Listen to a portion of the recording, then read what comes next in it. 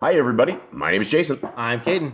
I'm Jaden. I'm Eli. and we are the Yahuwah and the Torah channel. We thank you guys very, very much for being a part of this. We are those people who believe that the laws, statutes, and commands of our Creator are good for all times, that they will bless your life, they will enhance your life, that they will make your life a beautiful place to be. And we believe that Messiah Yahushua is who? He is the son of Yahuwah. He is our Messiah, the Savior. He kept the commands. He died so we could have repentance from breaking the commands. And when we say Yahuwah, who are we talking about? We're talking about our Creator, the name of the Creator, the name of the Most High, the one that created the earth. He said, "Let there be light." His name was never God. That is a surtitle. That is actually a pagan origin name, which would be God, and his real name is Yahuwah. When he told Moses, this is what you're going to call me to Pharaoh, Yod He Vod He, I am that I am. That spells out Yahuwah in Hebrew, or Yahuwah, or something similar to that. Behold the hand, behold the nail. Yah is with us. There's a lot of cool things about that.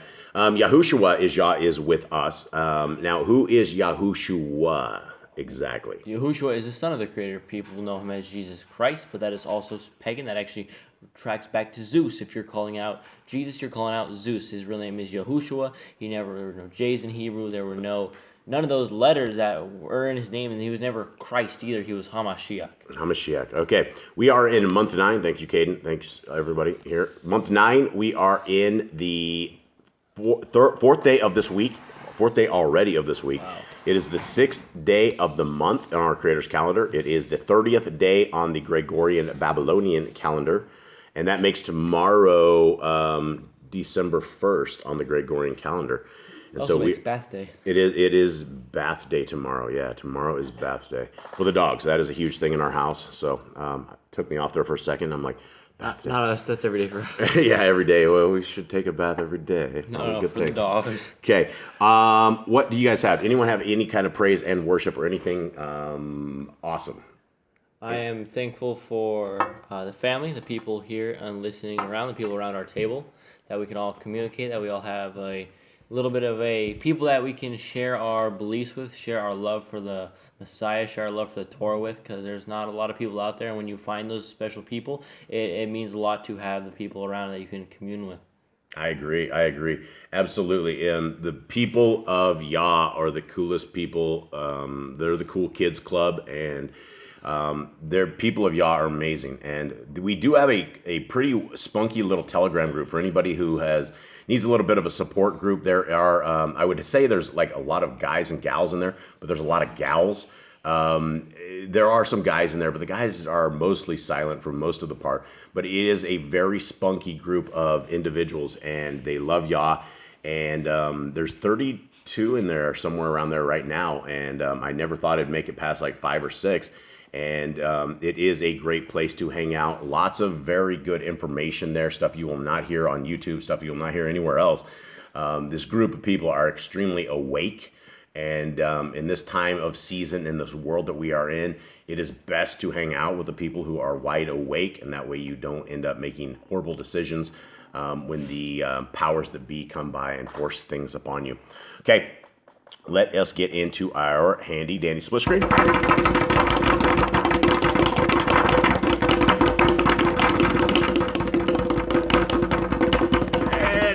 We did it, almost. Very, very close. Thank you, guys. Thank you. That is the best drummers anywhere in South America. I will guarantee that. You guys have a really good beat on this whole thing, so I appreciate that. Anyone else have anything else that we need to go over at all? Youth for Yah, we got that uploaded last night. That was in Spanish. And tomorrow is Youth for Yah, the final. The last one in the Proverbs. Very last one in Proverbs, Youth for Yah. And probably the last one with the title of Youth for Yah. Yep, probably the very last one with Youth for Yah. Next thing, it's we're going to do like Youth for Yah. Don't forget Pa. But everyone with Yah. Yeah, everyone with Yah. Well, you don't know what book we're going over yet. We don't know what book we're going to go over. I have no idea. We like spin a wheel or something? I thought James would What do be you guys think? I thought James would be a good one to go over. James would be good, but it's pretty short, though. It's 5 chapters, so it'd be 5 weeks. 5 weeks. I'm open to anything, really. I thought Maccabees would be We do cool. Maccabees, Jasher. Well, the other day I was going to do another lesson on Sirach. Sirach, the whole thing, what Eli reads out of all the time. And your mother would not let me. She's like, well, that would be a good book for everybody to go over. And it was really, really good. Do you guys know about the history of Sirach and all? So I don't think I've read Sirach. So it's actually a really good book. It looks like the grandson of Yahushua. Not our Joshua. Yahushua. Joshua, yeah, but it's Yahushua. It's Yahushua. Actually, I think Joshua's is Yahushua, and the son of the Most High is Yahushua. It's spelled the same way in the Paleo Hebrew dialect. Is it? Yeah. The exact Paleo Hebrew? Okay, because I know that if you look at one of them, one is with an O and one is with a U. Yahushua and Yahushua. Okay, and so the history of that is essentially it was a book. It was a very good book of wisdom. So I guess if you guys haven't read that, and we don't know about that, Eli's probably the only one that has read out of that because he gets all of his lessons out of that because it's easy. Right, Eli? Is it super easy to find lessons? Yeah. So that's Eli's cheat book right there. Only for the first 35 chapters. There's only 35 chapters? The rest is about like history stuff. Oh, okay. So 35 chapters, we have good stuff. All right. So is that the vote? Is that what we should do? You guys want to do, Zerat? Sure. I guess we could do a little quorum here. All right. Everybody out there, anyone who actually listens to it, there's only like 5 people that listen to this now because we had to switch channels. There's not a lot, but for those out there, if you guys have a book recommendation, we are, I think we might do Sirach. It's like, I don't know if it's Sirach, but it's Sirah or something like that. And it's called The Wisdom of Sirah, right? And it's not Sirach. So anyway, we will try that. And so in 1 week, we will hang out. We will do this live. It will be kind of like the Shabbat, but it will be on Thursdays. So we'll do it live. We'll hang out with everybody out there. And we'll try to do it a little later since we'll probably, the way we're doing it, we can catch everyone there. So let's get going. All right, Luke 10. After this, the Adon appointed 70 others and sent them 2 by 2 ahead of him into every city and place where he himself was about to go. Sorry, just dealing with dogs here. Then he said to them, "The harvest indeed is great, but the workers are few. Therefore pray to the Adon of the harvest to send out workers into his harvest. Go, see, I send you out as lambs into the midst of wolves." Okay, I found it very interesting. 70. He took 70 others, right? Where do we have this number before 70? Well, we have 70. Where do we have 70? Why can't I Seven. remember this? Yeah, Tower of there's Babel. We had 70 languages. angels, and they changed the languages to 70 different languages. I was thinking 50 for a minute. I was thinking like It's 50. 70. No, I don't remember 70 other than 70 languages. Yeah, 70. We just read that 70 angels went out and confused the languages of those at Babel. It could be these guys speak like each different language or something like that. It possibly So could. there's 70 languages going out to all languages. That could. What does this tell us though about the Messiah? I guess. I mean, there's 70 people that he has. He was good at leading. He's good at leading. There were 70 people at least that had the faith of Messiah Yahushua right there at that time. Well, this is 70 others other than the 12 that are already Right. around. So So 1282. right, 82 that we know of. And then Mary Magdalene. So this would be interesting. What do you think the qualifications would be? I mean, so we know of the 12, and we know of Yehuda Iscariot, the evil one. So there's 11. We have 70 here that are willing to go into every city. And he was about to go. Basically, what are they doing? Why are they going into the city first? Because basically they're going to the lost sheep of Israel, where the state of their at is they're Torahless. Everywhere is Torahless. And if they have a Torah, it is the Talmud, it is the books that are completely wild, like wash your hands, wash your dishes, have some ritual stuff going on. That is not in the Torah. And Messiah Yahushua is trying to restore the Torah to the people. So he sent out 70 people to go to Israel, the parts of Israel, Judah, to go teach these people. And what would you call those people that went there before Messiah went there? Messengers? Kind of like messengers, kind of like the pre. I mean, they basically were getting the places ready, right? They wanted. He says, "Go send them 2 by 2 ahead of him into every city," right? And so these are the cheerleaders, the champions, the people that were like, "Here comes the news. Here comes the good news. Here comes the Besorah," right? And so all these cities were being prepared that Messiah Yahushua was able to go in and around them. And I bet these people weren't like highly regarded people. They were probably like fishermen, poor people, people that were lowly and things like that. And they just they had the spirit. They were willing to go do this work. Yeah, and you would have to be strong to do this, right? You would have to be strong in your faith. You would have to be strong in your courage that you were able to do this, because I mean, you're talking to people and telling people that the Messiah that they've been expecting all these years has been here. a lot of people aren't going to believe you, right? A lot of people are going to, this could be what people say is anti-scripture, right? Oh, there's a Messiah here. And if you did not understand the prophets and the Torah before that, you wouldn't know the Messiah was on his way. So this might be something big. You might get beat up for doing this. Okay, 5. Actually 4. Do not take a purse, nor a bag, nor sandals, and greet no one along the way.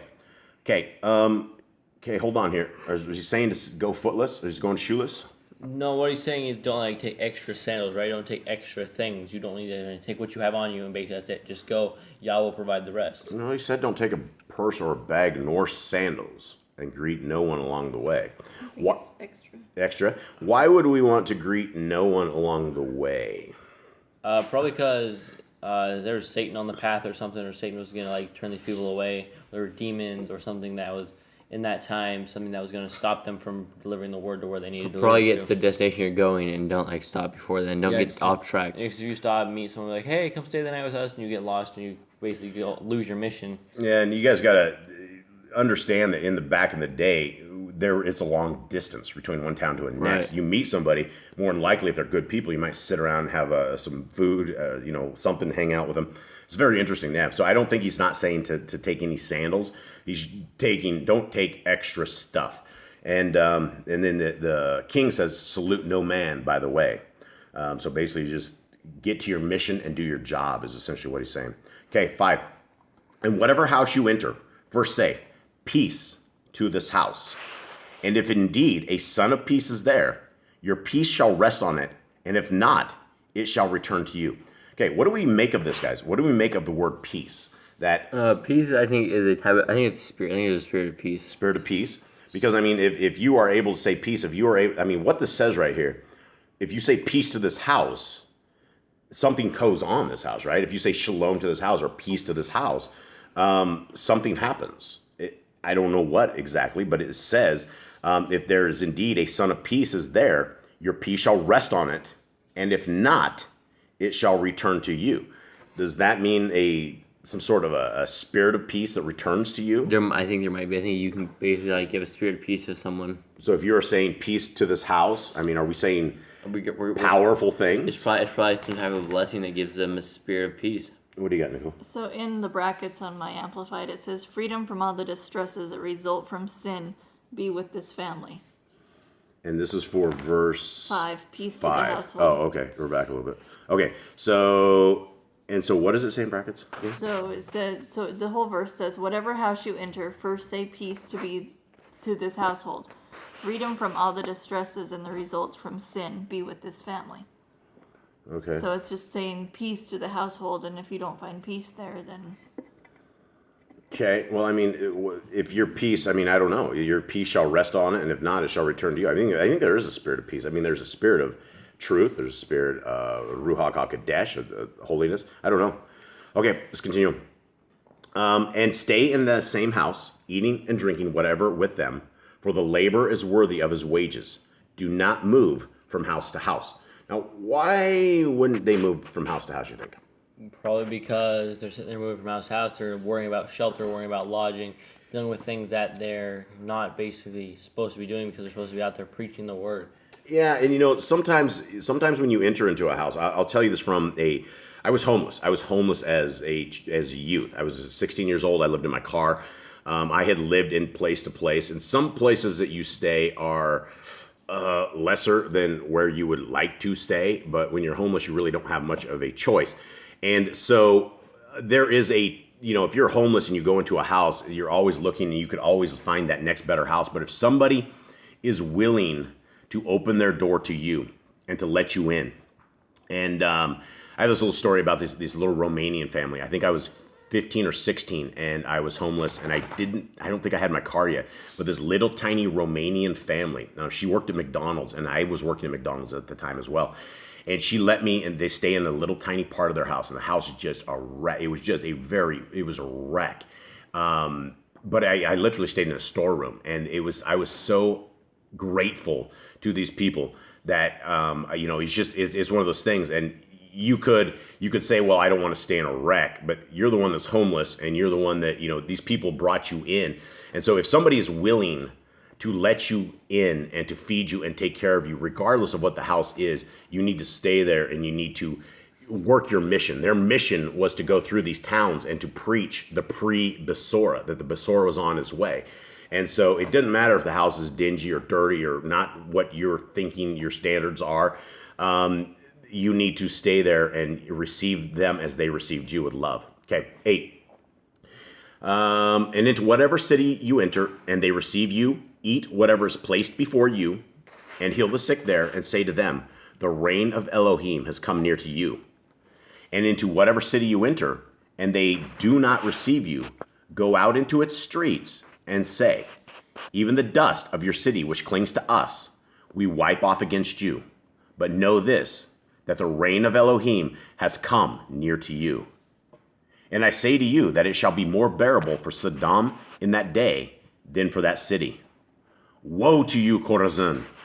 Woe to you, Bethsaida! For if the miracles which were done in you had been done in Zor and Zidon, they would have repented long ago, sitting in sackcloth and ashes.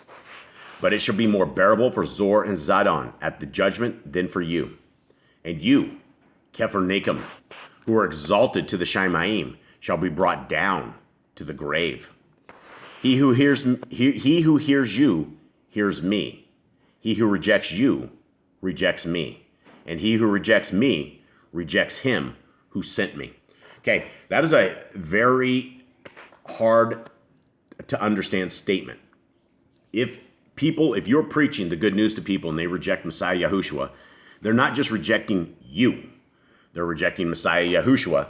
And if they reject Messiah Yahushua, they reject Yah. And that is very, very scary because we do not want to be rejected on the other side. If we reject them and we are standing naked before our Creator and we are rejected, and not only are we sent to hell, but we have this guilt that we have been rejected by our own Creator, it's going to be a bad time. It's going to be a horrible, horrible eternity, and we shouldn't do this. Okay, 17. And the 70 returned with joy, saying, Adonai, even the demons are subject to us in your name. Should we discuss this? What do you got?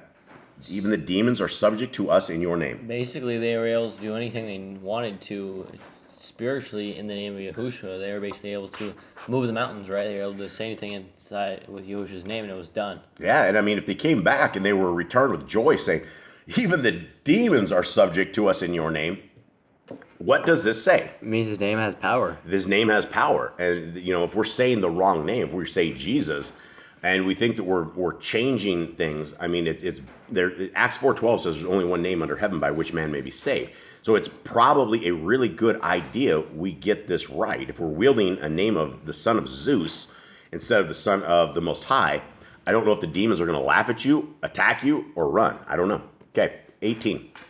And he said to them, I saw Satan falling out of the Shamayim as lightning. See, I give you the authority to trample on serpents and scorpions and over all the power of the enemy, and none at all shall hurt you. Wow, there's power in those words. But do not rejoice in this, that the spirits are subject to you, but rather rejoice because your names have been written in the Shamayim. Now, this is very important stuff because a lot of us in this world are attacked by demons. We are attacked by unclean spirits. We are attacked by things we cannot see, things that we can certainly feel, but are not visible to the human eye. But they are accountable to the name of Messiah Yahushua, right? And this is what Messiah Yahushua's advice to them is just because you are able to wield a supernatural power, don't rejoice in that. But rejoice because your names have been written in the Shamayim. If our names were not written on the Shamayim, we would not be able to wield this kind of power, right? We would not have the power to be able to control the entities that are against us. Okay, 21. In that hour, Yahushua exulted in the Ruach and said, I praise you, Father, Adon of the Shamayim and of the earth, that you have hidden these from clever and learned ones and revealed them we got a typo. And revealed them to children.